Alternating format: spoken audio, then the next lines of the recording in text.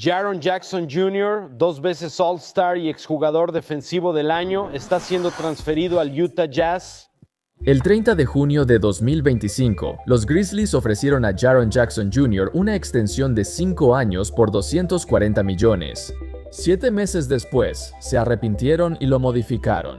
En una temporada donde los titulares de los Grizzlies giraban en torno a Ja Morant y su futuro, parecía seguro que sería el primero en ser cambiado. En cambio, fue su otra estrella, Jaron Jackson Jr. A simple vista, parecía bastante sencillo. Jackson tenía más valor después de que Morant arruinara el suyo, y este intercambio lanzó a los Grizzlies a una reconstrucción total. Jackson tenía solo 26 años y acababa de firmar a largo plazo. ¿Por qué los Grizzlies dejarían ir a su joven pívot estrella justo al entrar en su mejor etapa? Los Grizzlies estaban bajando en la clasificación, pero ya tenían varias selecciones de primera ronda antes de cambiarlo. Parecía una buena oportunidad para reforzar a Jackson en el draft. Al darle esa extensión, ¿realmente confiaban en él o tenían otro plan en mente? ¿La lesión de rodilla realmente preocupaba a los Grizzlies? Utah no parecía inquieto, considerando todas las selecciones que ofreció para obtenerlo. Analicemos por qué los Grizzlies cambiaron de opinión sobre Jaron Jackson Jr. tras 8 años en el equipo. Jay Archer se la pasó a Garrett Jackson Jr., un gran ataque al aro. En las últimas décadas, solo Andrea Bargnani, además de Jaron Jackson Jr., promedió más de 25 minutos por partido y menos rebotes, y él era muy malo, no es buena compañía. Sin embargo, a pesar de su horrible capacidad de rebote, su eficiencia de tiro mediocre y ser una máquina de cometer faltas, Jackson es un hombre que los equipos todavía consideran valioso solo por su defensa. Y ve, avanza. ¡Oh, qué jugada de Jackson! ¡Santo cielo! Al unirse a los Grizzlies en el draft de 2018, rápidamente se volvió el jugador soñado. Un pívot emocionante con habilidades ofensivas únicas y una defensa tan dominante que transformó al equipo en una de las mejores defensas de la liga, adaptándose al juego moderno de la NBA mejor de lo esperado. Cada predicción y proyección que los cazatalentos hicieron se cumplió y los Grizzlies estaban felices. Aunque tenía muchas fortalezas, sus debilidades complicaron formar un equipo a su alrededor, y el hecho de que necesitaban jugadores muy específicos para cubrir sus debilidades. Por ejemplo, su capacidad de rebote, como mencioné antes, él es uno de los, si no es que el peor centro en la historia en cuanto a rebotes. Desde su llegada, su equipo notó esa debilidad y en la temporada baja de 2021 sumaron a Steven Adams. En 2 temporadas con Memphis, el equipo fue líder y sublíder en rebotes totales por partido. Adams fue, según las métricas, posiblemente el mejor reboteador. No solo dominó en los tableros, también lideró la liga en rebotes ofensivos y bloqueos por partido. Podría tener 3 o 4 rebotes más por lo bien que bloquea para sus compañeros. Con Adams sano dominando los tableros, los Grizzlies vivieron su mejor temporada desde la era Grit and Grind. Además, la principal debilidad de Jackson estaba ahora protegida por este gigante. Luego, Adams se lesionó y se perdió todo un año. Ahora, por un tiempo, existía la percepción de que Jackson en realidad no era tan mal reboteador. Algunos pensaban que jugar con Adams bajaba sus rebotes y que no era tan malo como decían sus números. Bueno, con Adams fuera todo un año, era momento de que Jackson lo demostrara. No lo hizo. Sin Adams, los Grizzlies pasaron de ser el mejor equipo de rebotes de la liga hasta el puesto 24 en la liga esto, combinado con lesiones y suspensiones a Ja Morant. El equipo se vino abajo, y Jackson, con mayor protagonismo ofensivo, no cumplió las expectativas.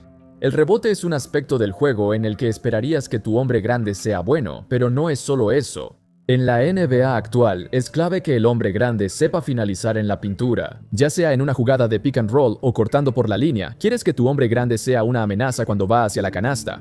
Jackson, sin embargo, no lo ha sido 3 temporadas seguidas y ha sido mediocre finalizando jugadas de pick and roll, peor que sus compañeros. Como Zach Edey, rara vez recibe el balón en el pick and roll, prefiere salirse para tirar de 3 o preparar a sus escoltas para el tiro. Esto resalta otro defecto, no le gusta jugar cerca del aro como novato. 1/3 de los intentos de tiro de Jackson fueron en la canasta, pero con el paso de los años, poco a poco se fue alejando de eso. Puedes llamarlo falta de físico, o quizás sus problemas de rodilla lo obligaron a jugar más lejos para evitar una recaída.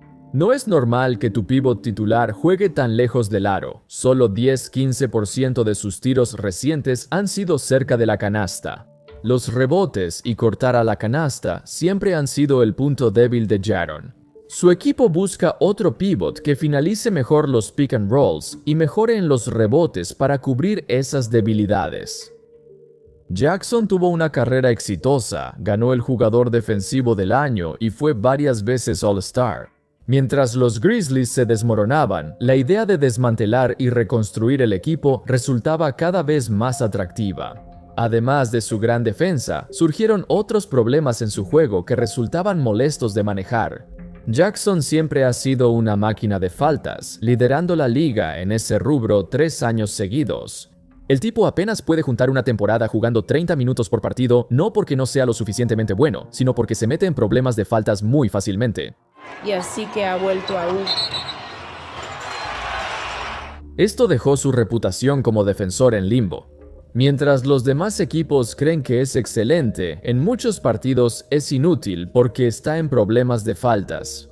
Este problema viene desde su año de novato y su tasa de faltas apenas ha mejorado. Aún así, no es suficiente con todas estas fallas y todavía no he llegado a su proporción negativa de asistencias a pérdidas. Este tipo tiene muchas más pérdidas de balón en su carrera que asistencias y básicamente no existe como generador de juego. Jackson es un pívot con instintos increíbles como defensor. Incluso me atrevería a decir que es uno de los mejores y más versátiles jugadores defensivos en la historia del deporte. Pero también le faltan herramientas que los Grizzlies buscan en un pívot desde hace tiempo. Si eres pívot y no reboteas ni juegas cerca del aro, debes ser gran pasador o tirador. Jackson baja el hombro y lanza un tiro incómodo desde la línea de puntos. Mientras que el tiro de 3 puntos de Jackson solía ser una cualidad redentora, tampoco ha mejorado mucho con los años. Es inconsistente, aunque casi todos sus triples son asistidos. No crea ni toma tiros de 3 tras driblar. Aún así, hay partidos donde solo espera el pase y no encesta nada. Los Grizzlies han sido pacientes con Jackson. Tras 8 años, concluyeron que este es el jugador que será y quizá ya no tenga mucho por mejorar. Por eso debían actuar. Los Memphis Grizzlies eligen a Zach Edey de Toronto. En el draft 2024, los Grizzlies sorprendieron con su elección. Zach Edey fue un reconocido prospecto, 2 veces jugador nacional del año en Purdue y dominó en la universidad. Algunos drafts preveían a Zach Edey a mitad o final de la primera ronda, pero fue elegido en el 9 por un equipo con centro titular. Su razón fue por las habilidades únicas de Jaron Jackson. Necesitaban a alguien que cubriera sus debilidades y Zach Edey era el indicado. En teoría, ambos deberían jugar bien juntos por sus diferencias. Los Grizzlies consideraron a Edey como reemplazo de Steven Adams, pero había otra razón para elegir a Zach Edey. Los Grizzlies deseaban tener un pívot grande, físico y de la vieja escuela, con todas las habilidades de un pívot grande y físico de la vieja escuela. Y si él demostraba ser lo suficientemente bueno, entonces Jackson eventualmente se iría. Zach Kleiman, gerente general, destacó en su entrevista de salida 2025 su deseo de un cambio cultural y volver a las raíces de grit and grind. Con su físico y estilo de juego, Edey era la manifestación de la nueva dirección a la que él quería ir. Los Grizzlies tenían un plan y Jackson no estaba en él. ¿Por qué los Grizzlies le dieron esa extensión absurda? En verano de 2025, hasta intercambiaron a Desmond Bane, su mejor tirador, solo para hacerle espacio. Fue tras el gran año de novato de Edey, así que apostar por Jaron Jackson Jr. era lo correcto, pero los Grizzlies pensaron diferente. El contrato de Jackson estaba a punto de expirar y existía la posibilidad de que lo perdieran en la agencia libre sin recibir nada a cambio. Le dieron esta extensión para asegurarlo con un contrato a largo plazo. Si desean cambiarlo, el equipo que lo reciba lo tendrá asegurado por mucho tiempo. 50 millones al año es mucho para Jackson, pero como su contrato va hasta 2029, su valor de cambio subió. El Jazz logró el intercambio y estuvo cómodo.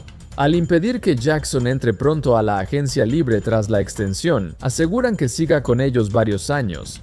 Los Grizzlies hicieron una jugada calculada y obtuvieron más de lo que habrían logrado si su contrato estuviera por expirar.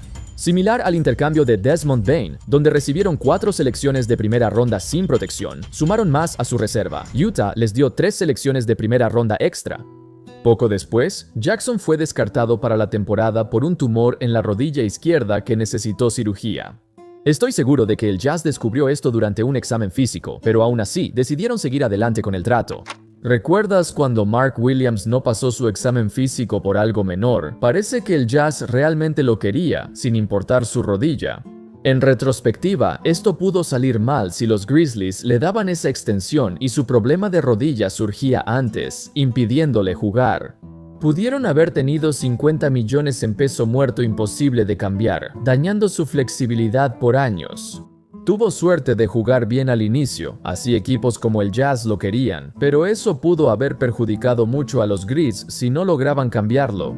A primera vista, el Jazz entregó una cantidad significativa de selecciones para conseguir a Jackson, selecciones que adquirieron en intercambios anteriores, como el intercambio de Gobert. Eso fue en 2022. Mientras los Grizzlies se reconstruían, el Jazz veía en él su pieza clave para volver a playoffs. No son tan malos como su récord indica, y solo el tiempo dirá si el intercambio funciona o si la lesión es más grave de lo esperado. Eso es todo, amigos. ¿Qué piensan de Jaren Jackson Jr. y el intercambio del Jazz por él? Me imagino que con Walker Kessler en la plantilla, las debilidades de Jackson podrían estar mucho mejor cubiertas, y creo que encaja bastante bien con la forma en que está construido el roster del Jazz. ¿Creen que él ayudará al Jazz a volver a playoffs o será uno de los peores intercambios? Dejen sus opiniones en los comentarios. Gracias por ver el video. Espero que todos hayan disfrutado el video, y por supuesto, como siempre, nos vemos la próxima vez. Paz.